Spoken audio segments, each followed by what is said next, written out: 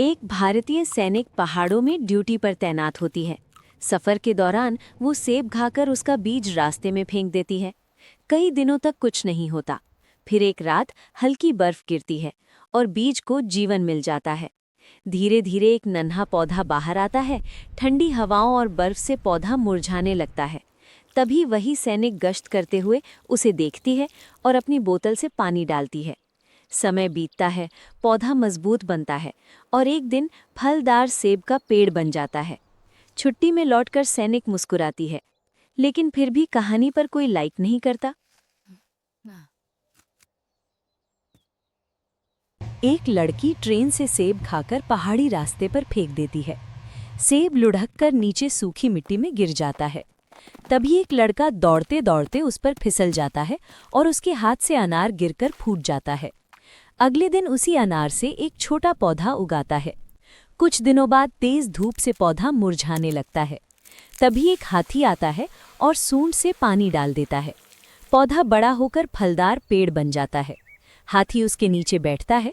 फिर वही लड़का आता है और पेड़ काट ले जाता है। हाथी उदास हो जाता है। फिर लाइक सब्सक्राइब नहीं। एक दिन हनुमान जी पहाड़ की तलहटी में बच्चों के लिए मिट्टी का छोटा सा घर बना रहे थे। तभी एक घमंडी असुर आया और बोला, इतना साधारण घर, मैं इससे कहीं भव्य बना सकता हूँ। अगले दिन दोनों के बीच प्रतियोगिता हुई। असुर ने चमकदार पत्थरों और रंगों से सजा महल बनाया, जिसे देखकर उसके साथी तालियां बजाने लगे। फिर हनुमान जी ने अपनी भक्ति, प्रेम और सेवा भाव से ऐसा घर बनाया जहाँ हर कोई सुरक्षित और सुखी महसूस करे।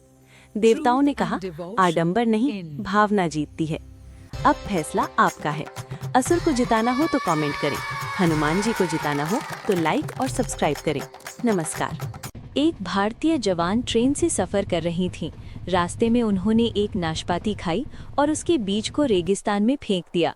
वो इलाका बहुत सूखा था, चारों तरफ रेत ही रेत थी। बीज मिट्टी में दब गया और यूं ही पड़ा रहा। रात को अचानक तेज बारिश हुई।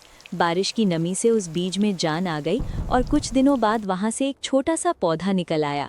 पौधा धीरे धीरे बढ़ने लगा, लेकिन रेगिस्तान की तेज धूप और पानी की कमी से वो मुरझाने लगा।